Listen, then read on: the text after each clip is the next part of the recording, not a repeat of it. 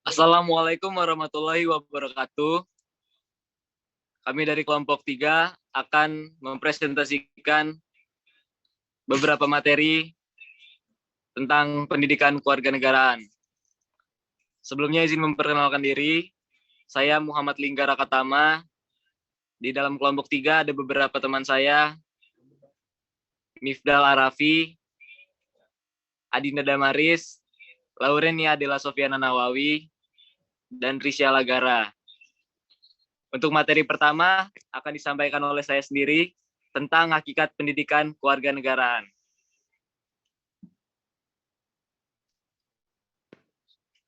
Sebelumnya, kata hakikat berarti pengertian yang sebenar-benarnya. Pendidikan kewarganegaraan. Pada dasarnya, pendidikan kewarganegaraan merupakan salah satu mata pelajaran wajib dalam kurikulum di semua jenjang pendidikan, mulai dari tingkat sekolah dasar sampai tingkat perguruan tinggi. Hal ini ditegaskan dalam Undang-Undang Nomor 20 Tahun 2003 tentang Sistem Pendidikan Nasional Pasal 37. Pendidikan kewarganegaraan merupakan usaha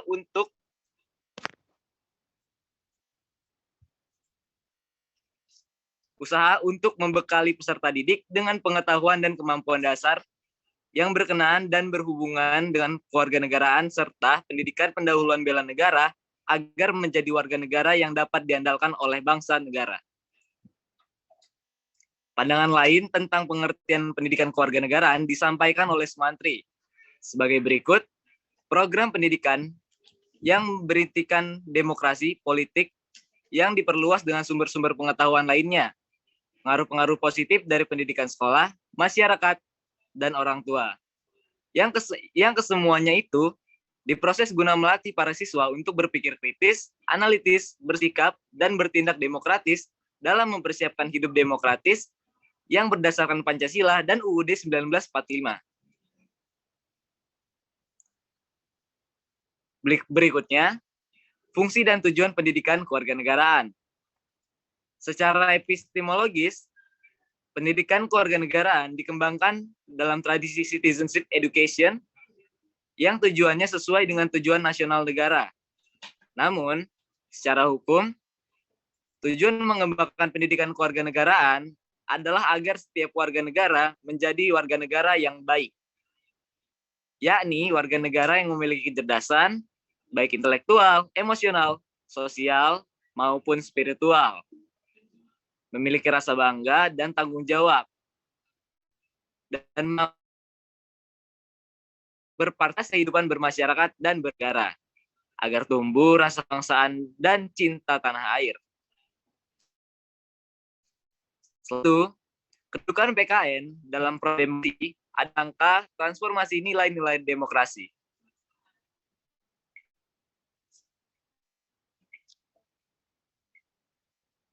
Fungsi pendidikan kewarganegaraan ialah program pendidikan yang membentuk karakter warga negara Indonesia menjadi warga negara yang memiliki nilai moral yang luhur, cerdas, terampil, dan setia pada bangsa seperti yang diamanatkan pada Pancasila. Mata pelajaran pendidikan kewarganegaraan yang bertujuan agar peserta didik memiliki kemampuan sebagai berikut. 1. Berpikir secara kritis, rasional, kreatif dalam menanggapi isu-isu kewarganegaraan. Berpartisipasi secara aktif dan bertanggung jawab, dan bertindak secara cerdas dalam kegiatan bermasyarakat, berbangsa, dan bernegara, serta anti korupsi. Berkembang secara positif dan demokratis untuk membentuk diri berdasarkan karakter-karakter masyarakat Indonesia agar dapat hidup bersama dengan bangsa-bangsa lainnya. Setelah itu, berinteraksi dengan bangsa-bangsa lain dalam percaturan dunia secara langsung atau tidak langsung dengan memanfaatkan teknologi informasi dan komunikasi. Berikutnya adalah tujuan pendidikan kewarganegaraan. Pendidikan kewarganegaraan mempunyai tujuan yang penting dalam memberi pemahaman bahwa pentingnya pendidikan bagi manusia, terutama seorang warga negara dalam memahami kedudukan warga negara dalam negara. Pendidikan warga negara sebenarnya dilakukan untuk dikembangkan di seluruh dunia. Meskipun dalam berbagai istilah atau nama, mata kuliah tersebut sering disebut civic education, citizenship education, dan bahkan ada yang menyebutnya demokrasi education. Mata kuliah ini memiliki peran yang strategis dalam mempersiapkan warga negara yang cerdas, bertanggung jawab, berkeadaban, berdasarkan rumusan civic emosional tahun 1995. Disepakati bahwa pendidikan demokrasi penting untuk pertumbuhan civic culture, untuk keberhasilan pengembangan dan pemeliharaan pemerintahan demokrasi, menurut Mansur tahun 2005. Mungkin itu saja yang dapat saya sampaikan untuk materi hakikat pendidikan kewarganegaraan. Saya Muhammad Linggara Katama, mohon maaf apabila ada kesalahan. Kepada Bapak Febra selaku dosen dan kepada Tuhan. Saya akhiri. Assalamualaikum warahmatullahi wabarakatuh. Untuk materi berikutnya akan disampaikan oleh rekan-rekan saya.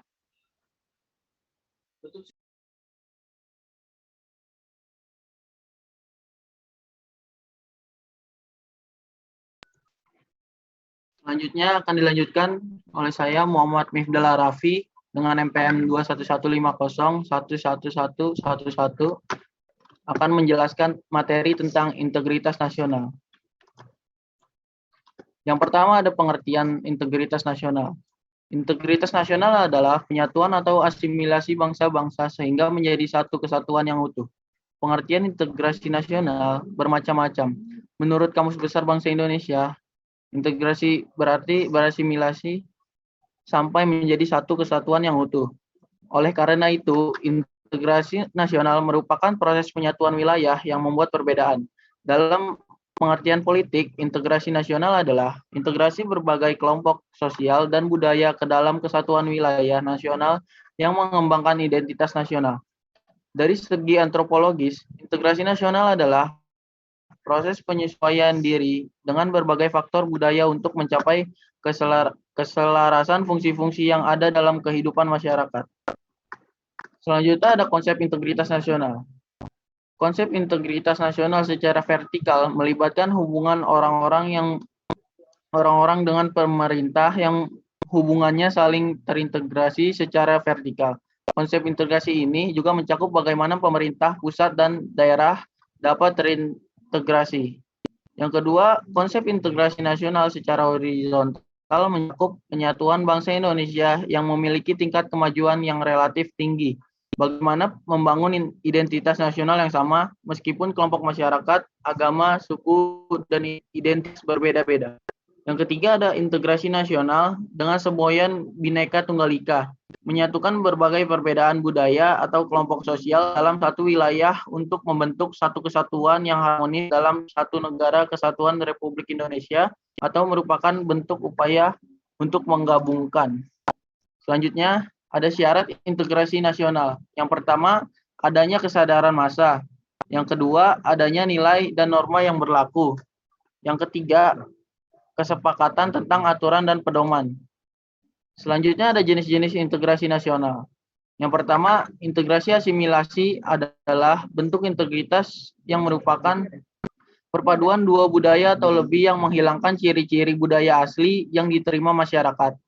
Yang kedua ada integrasi akulturasi, adalah perpaduan dua budaya atau lebih tanpa menghilangkan ciri-ciri budaya asli di lingkungannya. Selanjutnya integrasi normatif adalah integrasi yang didasarkan pada norma-norma yang menghubungkan masyarakat.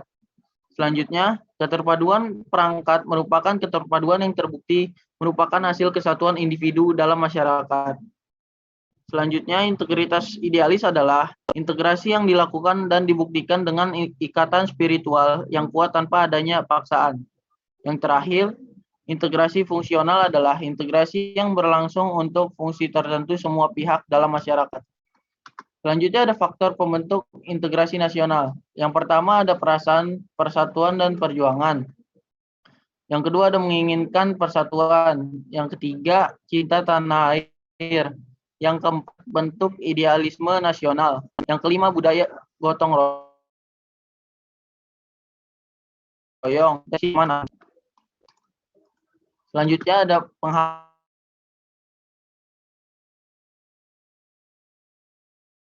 yang pertama, yang kedua Indonesia. Tiga, nutrisi yang kuat. Yang keempat, pembangunan yang tidak merata. Yang terakhir, erosi budaya adat dimulai. Selanjutnya, contoh integritas nasional. Yang pertama, pelaksanaan gotong royong, saling menghargai, akulturasi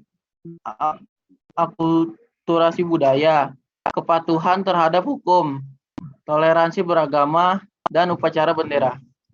Sekian materi dari saya, kurang lebihnya mohon maaf. Dilanjutkan oleh rekan saya. Assalamualaikum warahmatullahi wabarakatuh. Seri Syalagara NPM 2115011001. Di sini saya akan melanjutkan presentasi. Bahasan yang saya pilih adalah mengenai identitas nasional. Daftar bahasan yang akan saya presentasikan ada pengertian, faktor pembentuk, jenis identitas nasional, fungsi dari identitas nasional, unsur-unsur identitas nasional, dan contoh kasusnya. Yang pertama ada pengertian identitas nasional. Identitas nasional adalah kepribadian nasional atau jati diri nasional yang dimiliki suatu bangsa yang membedakan bangsa satu dengan bangsa yang lainnya. Identitas nasional dalam konteks bangsa cenderung mengacu pada kebudayaan, adat istiadat, serta karakter khas suatu negara. Sedangkan identitas nasional dalam konteks negara tercermin dalam simbol-simbol kenegaraan seperti Pancasila, bendera merah putih, bahasa nasional, semboyan negara, dasar falsafah, konstitusi hukum dasar, serta bentuk negara kesatuan Republik Indonesia yang berkedaulatan rakyat. Kemudian yang kedua ada faktor pembentuk dari identitas nasional. Ada 6 faktor, yaitu faktor objektif, subjektif, primer, pendorong, penarik, dan faktor reaktif. Yang pertama ada faktor objektif, yang meliputi faktor geografis dan demografis. Kondisi geografis yang membentuk Indonesia sebagai negara kepulauan yang memiliki iklim tropis. Kemudian ada faktor subjektif yang meliputi faktor sosial, politik, kebudayaan, juga sejarah yang dimiliki bangsa Indonesia. Faktor ini sangat mempengaruhi proses terbentuknya masyarakat Indonesia. Kemudian yang ketiga ada faktor primer yang meliputi etnis, teritorial, bahasa, dan juga agama. Indonesia sendiri merupakan bangsa yang memiliki berbagai macam budaya, bahasa, dan agama. Yang keempat, ada faktor pendorong. Faktor ini meliputi komunikasi dan teknologi, seperti lahirnya angkatan bersenjata dalam kehidupan negara. Dalam hubungan ini, ilmu pengetahuan dan teknologi dalam suatu bangsa merupakan identitas nasional yang dinamis. Kelima, ada faktor penarik yang meliputi bahasa, birokrasi yang tumbuh, dan sistem pendidikan. Terakhir, ada faktor reaktif yang meliputi dominasi, pencarian identitas, dan juga penindasan. Seperti yang sudah diketahui bahwa bangsa Indonesia pernah dijajah beratus-ratus tahun oleh bangsa asing. Kemudian yang ketiga, ada jenis-jenis identitas nasional. Terdiri dari 3 jenis. Yang pertama ada identitas fundamental, yang bisa diartikan sebagai hal yang pokok. Identitas fundamental ini memiliki peran yang sangat penting dalam kehidupan berbangsa dan negara. Kedua, ada identitas instrumental, yang bisa diartikan sebagai sebuah alat atau media. Dalam hal ini, identitas instrumental adalah Undang-Undang Dasar 1945. Yang terakhir ada identitas alamiah. Berbeda dengan identitas sebelumnya, identitas alamiah tercipta dari kuasa Tuhan Yang Maha Esa. Kemudian, subbab keempat ada fungsi dari identitas nasional.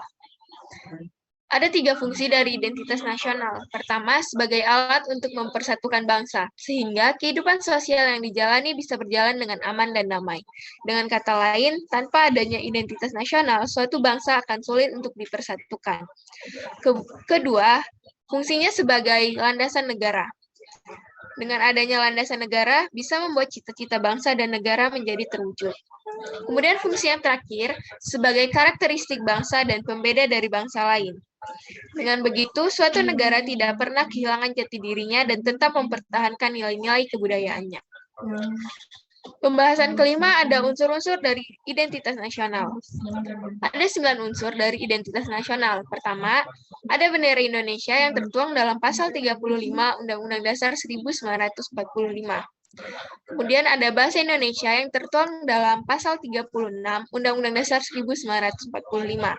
Bahasa Indonesia ini juga menjadi bahasa persatuan atau bahasa nasional. Yang ketiga adalah lambang negara, tertuang dalam pasal 36A Undang-Undang Dasar 1945.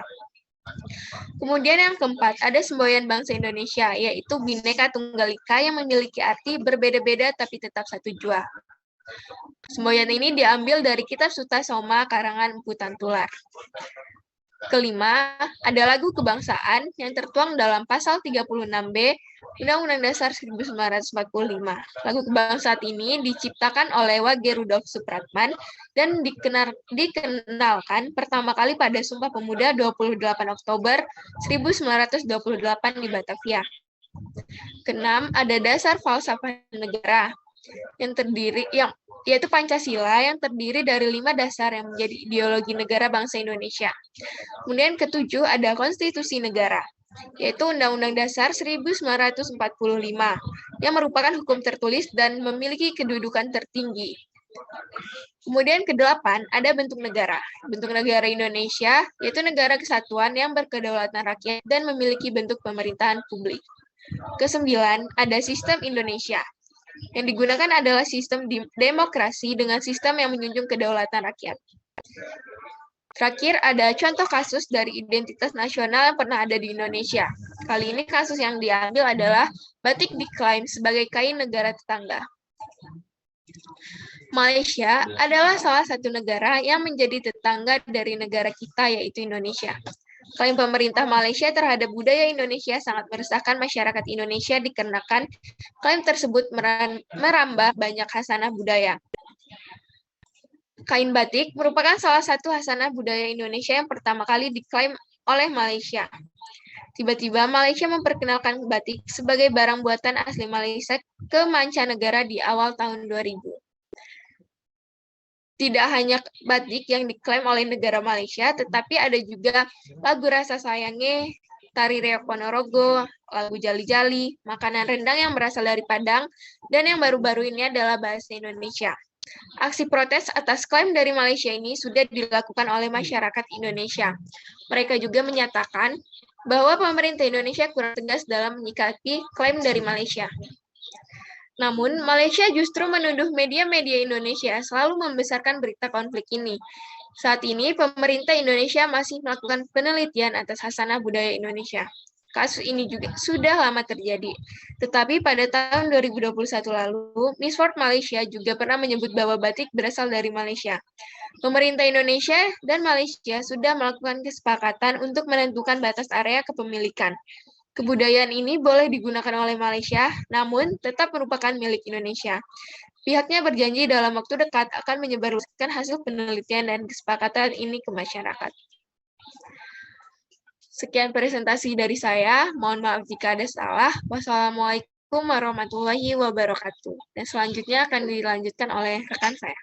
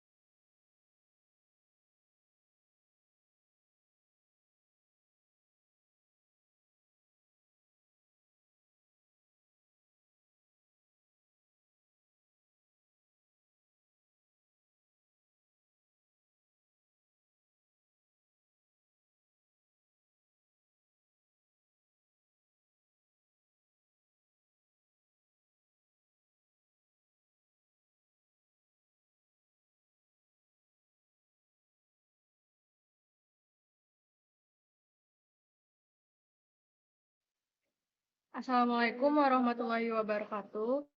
Perkenalkan, nama saya Dinda Damaris, NPM 211-501-501-1012. Hari ini saya akan mempresentasikan salah satu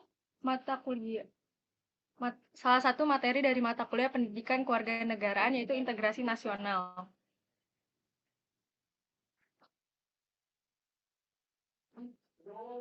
Materi yang akan saya jelaskan hari ini adalah pengertian dari integrasi, faktor yang memengaruhi integrasi nasional, pentingnya integrasi nasional, proses integrasi nasional di Indonesia, ancaman terhadap integrasi di Indonesia, dan contoh kasus disintegrasi di Indonesia.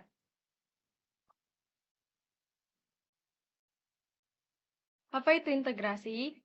Integrasi berasal dari bahasa Inggris yaitu integration yang artinya kesatuan atau pembulatan. Dalam KBBI, integrasi diartikan sebagai pembaruan hingga menjadi kesatuan yang utuh atau bulat. Integrasi nasional merupakan proses penyatuan berbagai perbedaan yang ada pada lingkup masyarakat dalam suatu bangsa yang mencakup semua aspek kehidupan, yaitu sosial, budaya, ekonomi, dan politik, guna mewujudkan kesejahteraan dan keseimbangan hubungan antar kelompok.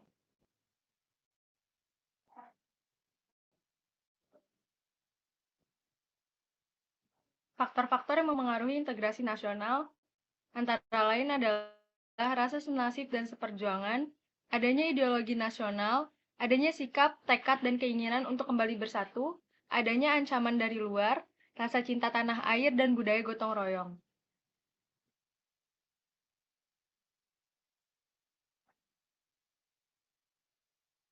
Pentingnya integrasi nasional di Indonesia.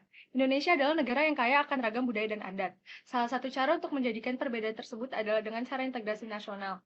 Banyaknya ancaman dari luar dan pengaruh globalisasi tidak mengesampingkan fakta bahwa bisa saja budaya Indonesia luntur dan terlupakan.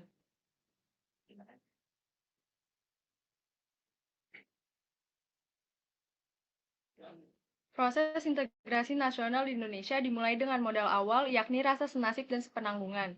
Memasuki abad ke-20, pergerakan revolusi terjadi di mana-mana ditandai dengan munculnya berbagai organisasi.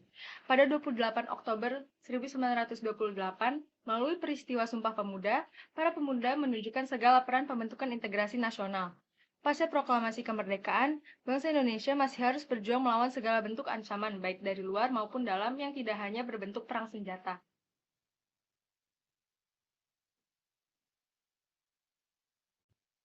Ancaman terhadap integrasi di Indonesia. Yang pertama adalah ancaman militer, dapat berbentuk agresi, invasi, spionase, sabotase, teror bersenjata, dan pemberontakan. Dan ancaman militer yaitu ancaman berdimensi ideologi, ancaman berdimensi politik, ancaman berdimensi sosial budaya, dan ancaman berdimensi teknologi informasi.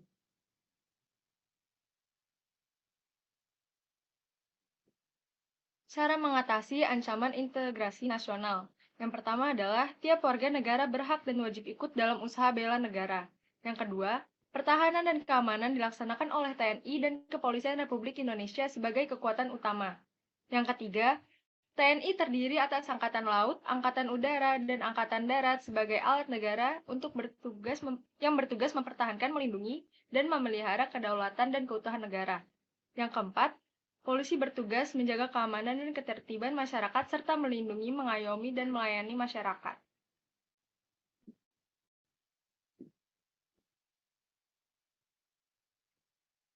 Contoh kasus disintegrasi di Indonesia.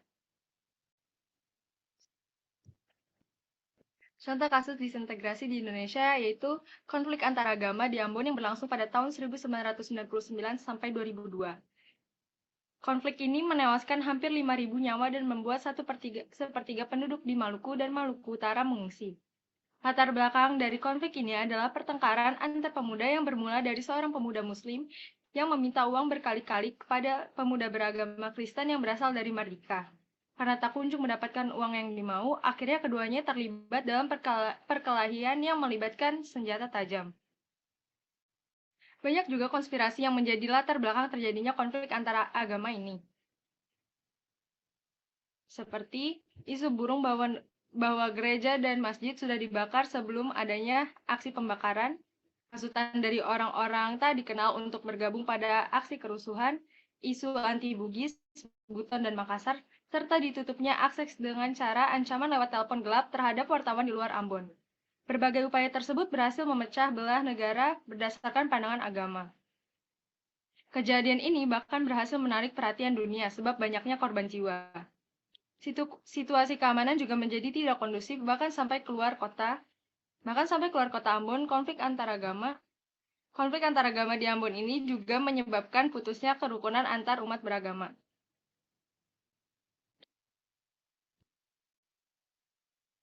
Kesimpulannya, integrasi merupakan suatu proses penyatuan dari banyaknya perbedaan di sebuah lingkup masyarakat menjadi satu kesatuan yang mencakup semua aspek kehidupan. Integrasi nasional di Indonesia begitu penting, sebab Indonesia mempunyai beragam kebudayaan yang berbeda, serta integrasi nasional juga mampu melindungi bangsa dari ancaman eksternal maupun internal.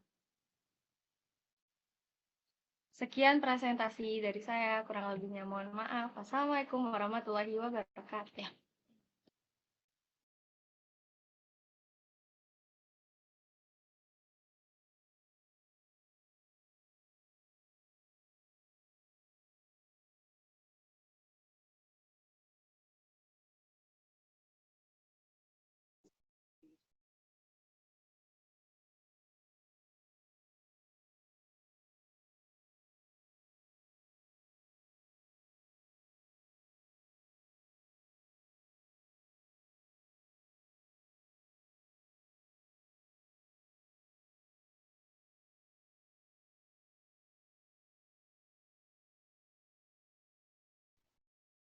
Assalamualaikum warahmatullahi wabarakatuh. Izin memperkenalkan diri, nama saya Laurenia Adila Sofiana Nawawi dengan NPM 21150111081. Di sini saya akan mempresentasikan materi identitas nasional.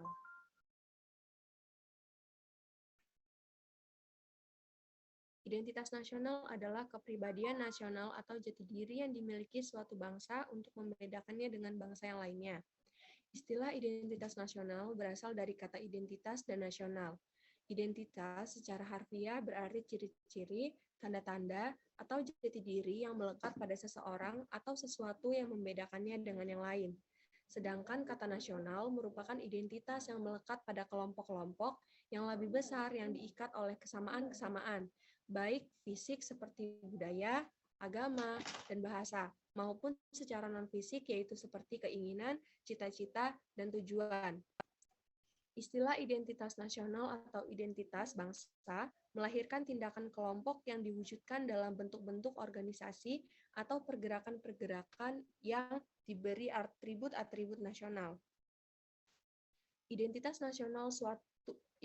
nasional sebagai suatu kesatuan ini biasanya dikaitkan dengan nilai keterikatan dengan tanah air yang terwujud di atas identitas atau jati diri bangsa dan biasanya menampilkan karakteristik tertentu yang berbeda dengan bangsa-bangsa lain, yang pada umumnya dikenal dengan istilah kebangsaan atau nasionalisme. Dengan perkataan lain, dapat dikatakan bahwa hakikat identitas nasional kita sebagai bangsa dalam hidup dan kehidupan berbangsa dan bernegara adalah Pancasila, yang aktualisasinya tercermin dalam berbagai penataan kehidupan kita dalam yang arti yang luas. Misalnya dalam pembukaan di dalam undang-undang, sistem pemerintahan yang diterapkan, nilai-nilai etik, moral, tradisi, serta mitos, ideologi, dan lain sebagainya secara normatif yang diterapkan dalam pergaulan baik dalam tataran nasional maupun internasional dan lain sebagainya. Kemudian ada unsur-unsur pembentuk identitas nasional. Yang pertama itu ada suku bangsa. Suku bangsa adalah golongan sosial khusus yang bersifat askritif atau ada sejak lahir. Yang kedua itu ada agama. Agama yang tumbuh di Indonesia itu ada beberapa agama, yaitu ada agama Islam, Kristen, Katolik, Hindu, Buddha, dan Konghucu. Kemudian yang ketiga adalah kebudayaan. Kebudayaan adalah pengetahuan manusia sebagai makhluk sosial yang isinya adalah perangkat atau model pengetahuan untuk menafsirkan lingkungan yang dihadapi serta sebagai pedoman untuk bertindak. Kemudian yang keempat itu ada bahasa. Bahasa merupakan pendukung dari unsur identitas nasional lainnya. Bahasa dipahami sebagai lambang yang dibentuk atas bunyi ucapan manusia dan digunakan sebagai sarana komunikasi dan interaksi antar manusia. Kemudian ada faktor-faktor pembentuk identitas nasional. Yang pertama itu ada faktor objektif. Faktor objektif ini meliputi faktor geografis dan demografis. Kondisi geografis yang membentuk Indonesia sebagai negara kepulauan yang memiliki iklim tropis. Indonesia juga terletak di wilayah Asia Tenggara, Hal ini mempengaruhi adanya perkembangan kehidupan ekonomi, sosial, dan budaya bangsa Indonesia. Kemudian yang kedua ada faktor subjektif. Ini meliputi faktor sosial, politik, kebudayaan, dan juga sejarah yang dimiliki oleh bangsa Indonesia. Kemudian ada faktor primer. Faktor primer ini meliputi etnis, teritorial, bahasa, dan juga agama. Indonesia sendiri merupakan bangsa yang memiliki berbagai macam budaya, bahasa, dan agama. Meskipun unsur-unsur tersebut berbeda-beda dan memiliki ciri-ciri khasnya masing-masing, namun hal tersebut dapat menyatukan masyarakat Indonesia menjadi bangsa Indonesia. Kemudian yang keempat ada faktor pendorong. Faktor pendorong ini meliputi komunikasi dan teknologi, seperti lahirnya angkatan bersenjata dalam kehidupan bernegara. Kemudian ada faktor penarik. Faktor penarik ini meliputi bahasa, birokrasi yang tumbuh, dan sistem pendidikan. Bahasa Indonesia merupakan bahasa yang sudah ditetapkan menjadi bahasa nasional dan kesatuan nasional. Dan yang terakhir ada faktor reaktif. Faktor reaktif ini meliputi dominasi, pencarian identitas, dan juga penindasan. Seperti yang sudah diketahui bahwa bangsa Indonesia pernah dijajah beratus-ratus tahun oleh bangsa asing. Hal ini mewujudkan memori bagi rakyat Indonesia, memori akan perjuangan, penderitaan, dan semangat yang hadir dalam masyarakat untuk memperjuangkan kemerdekaannya. Kemudian ada jenis-jenis identitas nasional. Yang pertama ada identitas fundamental. Istilah fundamental bisa diartikan sebagai hal pokok. Hal pokok ini menjadi penunjang berdirinya sebuah bangunan. Ibarat membangun rumah, tentu fundamentalnya harus kokoh, yaitu fondasinya. Identitas fundamental ini memiliki peran yang sangat penting dalam kehidupan berbangsa dan bernegara. Identitas fundamental meliputi dasar negara, falsafah, dan juga ideologi. Jika merujuk pada falsafah dan dasar negara, tentunya kita menuju pada Pancasila. Pancasila yang terdiri dari 5 sila sudah memuat hal-hal yang fundamental untuk menjadi pedoman dalam kehidupan berbangsa dan bernegara. Kemudian ada identitas instrumental. Istilah instrumental bisa diartikan sebagai sebuah alat atau media. Identitas instrumental dalam identitas nasional Indonesia adalah Undang-Undang Dasar 1945. Di dalam Undang-Undang 1945 sudah terdapat aturan mengenai instrumen lain sebagai identitas nasional negara Indonesia. Hal ini meliputi bendera merah putih, Garuda Pancasila sebagai lambang negara, lagu kebangsaan Indonesia Raya, dan juga semboyan negara Bhinneka Tunggal Ika. Selain karena sebagai dasar dan ideologi negara, Pancasila juga menjadi salah satu dari 4 pilar kebangsaan, selain Undang-Undang 1945, NKRI, dan Bhinneka Tunggal Ika. Kemudian ada identitas alamiah. Selain identitas fundamental dan instrumental, ada juga identitas alamiah. Berbeda dengan identitas sebelumnya, hal ini merupakan identitas yang bersifat alami. Hal yang alami ini tercipta dari kuasa Tuhan Yang Maha Esa. Identitas alamiah meliputi negara Indonesia yang berbentuk kepulauan dengan jumlah yang ribuan. Kemudian selanjutnya ada fungsi identitas nasional. Fungsi identitas nasional yang pertama itu karakteristik suatu bangsa. Yang pertama ada identitas nasional berfungsi sebagai karakteristik suatu bangsa. Bangsa memiliki karakteristik atau ciri khas tertentu, akan lebih mudah dikenali daripada bangsa yang tidak memilikinya. Identitas tersebut bisa dijadikan trademark yang bisa digunakan bangsa lain untuk mengingat bangsa kita. Oleh karena itu, suatu bangsa perlu menciptakan karakter yang baik agar dikenal pula oleh bangsa yang lainnya. Yang kedua itu ada sebagai alat pemersatu bangsa. Sebagai bangsa yang terdiri dari ribuan suku bangsa, etnis, dan budaya, negara seperti Indonesia membutuhkan suatu identitas nasional yang akan menyatukan seluruh warga negaranya. Identitas ini yang membuat suatu bangsa yang majemuk menjadi satu dan kuat. Dengan berdirinya pada suatu identitas yang sama, tidak ada lagi perbedaan yang bisa memunculkan perpecahan. Yang ketiga, ada identitas nasional berfungsi sebagai ciri khas yang menjadi pembeda dengan bangsa yang lainnya. Setiap negara memiliki ciri khasnya masing-masing. Hal itulah yang membedakan negara satu dengan negara yang lainnya. Kemudian yang keempat, ada identitas nasional juga bisa berfungsi sebagai landasan negara. Identitas yang dimiliki oleh suatu negara bisa digunakan sebagai panduan untuk mewujudkan cita-cita dan tujuan bangsa. Tidak hanya itu, identitas nasional juga bisa digunakan sebagai pengingat akan potensi yang dimiliki bangsa tersebut. Misalnya, Indonesia disebut sebagai negara maritim karena potensi kekayaan lautnya sangat besar. Mungkin hanya itu yang dapat saya sampaikan. Bila ada salah-salah kata, saya mohon maaf. Kepada Allah, saya mohon ampun. Saya akhiri. Wabillahi taufiq wal hidayah. Wassalamualaikum warahmatullahi wabarakatuh. Sekian presentasi dari kelompok kami. Bila ada kesalahan, kami mohon maaf. Dan kepada Allah, kami mohon ampun. Terima kasih juga untuk Bapak Febra. Sekian beberapa penjelasan yang dapat kami jelaskan. Kami akhiri. Wassalamualaikum warahmatullahi wabarakatuh.